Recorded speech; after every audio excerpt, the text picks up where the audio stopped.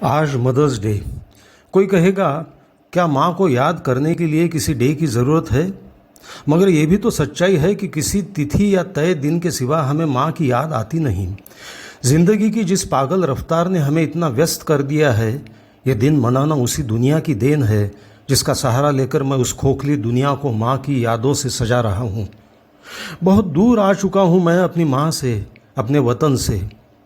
बर्बाद कर दिया हमें परदेस ने, मगर माँ सबसे कह रही है कि बेटा मज़े में है। पर अब माँ नहीं। हाँ, उसकी दुआएं अब भी साथ चलती है, जिसका एहसान मैं चुका नहीं सकता। बस इतना ही उसे याद कर सकता हूँ। बचपन में बड़े भैया गुस्सैल हठीले थे, सब अपनी मनवा लेते। देर शाम तक घर नहीं आते। माँ राह देखती, मुझे गुस्सा आता। मैं माँ से कहता, क्यों रात रात जागती हो तुम उसके लिए? क्यों छोड़ नहीं देती उसे उसके हाल पर? माँ मेरी ओर भीगी आंखों से देखती और कहती, मैं किसी से नफरत नहीं कर सकती रे, तुम सब मेरे लिए एक से हो। मैंने भी अपने हिस्से की शरारतों से उसका कई बार दिल दुखाया, उसे रुलाया।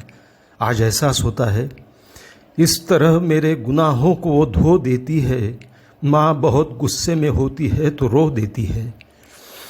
अपने खून पसीने से उसने हमें सींचा, बड़ा किया। हम बड़े होते गए, वो बूढ़ी होती गई। पिताजी का देहांत हो गया, उसका जीवन साथी चला गया। उन्हें पक्षाघात हुआ था। फिर वो किसी लंगड़ाते व्यक्ति को देखती तो सिसकी भरते हुए कहती, ऐसे जिंदा रहते वो तो भी ठीक था रे। माँ क्यों उनको विकलांग जीवन देना चाहती थी? मैं चिढ़कर कहता। वो चुप रहती। आज शर्मसार महसूस कर रहा हूं, उसकी पीड़ा को क्यों नहीं समझ सका।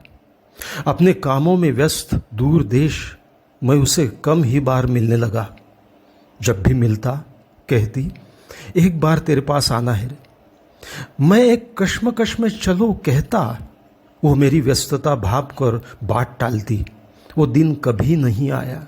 जब आया तो उसकी अस्थि लेकर गोदावरी तट के किनारे। बड़े भैया ने उसके आखिरी दिन का तबसरा मुझे सुनाया। पिताजी का पहला वर्ष श्राद्ध हो चुका था। उसी दिन से वो अस्वस्थ थी। बार बार भैया से पूछती, पोतियों के नाम बैंक में डिपॉजिट किया ना? विदेश में आईटी इंजीनियर पोती को भला वो क्या देती? पर वो उसका आशीर्वाद था जिससे मैं आज वंचित हूँ। अब अपार धन कांचन की कोई कीमत नहीं, क्योंकि माँ नहीं। मुझे रविंद्रनाथ ठाकुर जी की कविता याद आ रही है। वो लिखते हैं, माँ बचपन में शरारत करते अगर मैं चंपा का फूल बन जाता, उस पेड़ की टहनी पर बैठे ठंडी हवा के झोंके के साथ झूलता, कोमल पत्तों के संग मस्ती करता खेलता, तब क्या तुम मुझे पहचानती? कहाँ खोजती मुझे?